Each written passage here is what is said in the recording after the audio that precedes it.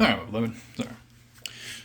Take that necromantic ass fan off, and we'll talk a little bit about something. All right, kids. So, we talk about necromantic ideals, what we do on the right hand pillar. We take a look at the left hand pillar. And if we're the sun, we do the same.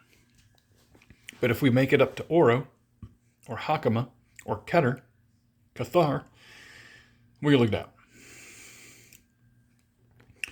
And the information thereof, for how things happen in the world, comes to us from the cloud, if you will. The cloud of spiritual energy and influence that's available for us, preeminently, while we're in a container, right? Many of these people ascend in certain things, right? And they think ascension is of the mind. When a man's mind moves to the celestial realm, well, yeah, that's true. The Templar process, yourself doing those things, the physical individual can do right-handed or central energies associated with ascending.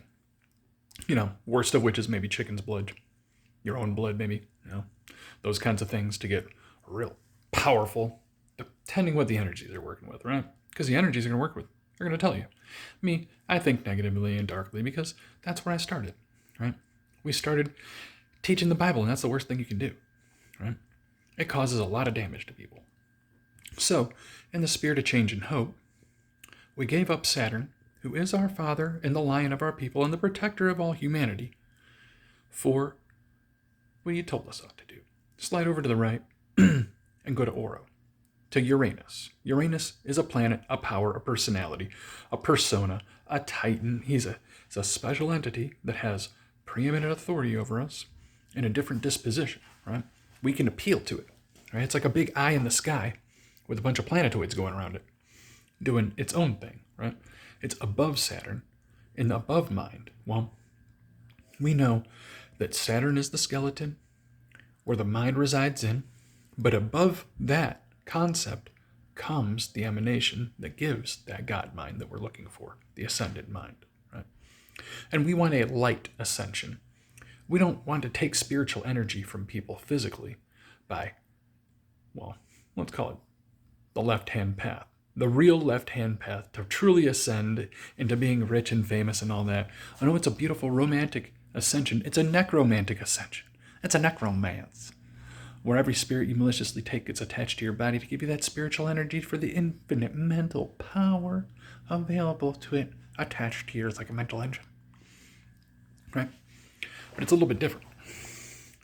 See, the way I talk about it is the right-hand path, where the celestial powers above give you a similar thing, mind power, brain power, the ability to interact with certain things and react with malignant spirits because they have a certain reaction when they're around us and when they hear us, right? So, that being said, those trees hanging off of people, they can't run, they can't hide. A necromancer can see them, right? They look a certain way, right? You really see those things hanging off them.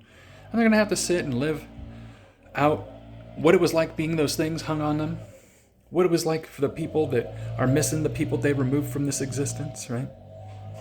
And the people under them are going to have a different position because someone takes responsibility and the others follow in their position, right? In the spirit, right? Not in, ain't nobody taking responsibility of somebody else's inventory in this point in time because the sentence against an evil work is not executed speedily, so the hearts of men and women are set to do evil, right? And it's really successful. Real successful. But it's okay. I believe the polarity where we're at, our leadership, shouldn't be those people. Those shouldn't be the people in the public eye. That's where I think we're going here. So, listen here where I'm going with this.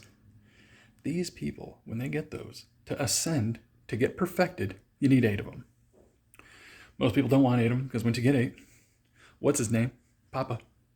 Tells you once you get 8, yeah, you can go anytime, right? So, take your time ascending, right? But you're going to need to do that. Spread them out, right? That's their game, guys. As tough as it is. We're prey to them. But to the thing that's coming. Because there is something that they're just munch for, right? Spiritual food for, right? And when they take that star off of them, they go with the spirits that are holding their hands on them. Because those spirits don't want to go nowhere until that spirit goes somewhere. It marks them. There's a harvest coming, right? It's a spiritual harvest. Non-physical. Totally non-physical, right? It's a roll. Might be a couple people rolling because there's a lot of harvest, right? As it were. Because entertainment is flooded with it. The people are flooded with it. The world is flooded with it. The vibration is of these soul thieves. Earth soul trappers. Don't worry, the real soul trapper, Kayawunyan in the Skywunyan, the lion of the people, Saturn. He's got something for that. He's got a special character he wants to unleash on him. And it's a completely unphysical process. Awesome. We need something like that. We need a spectre sweeper. Just some thoughts. Later, beloved.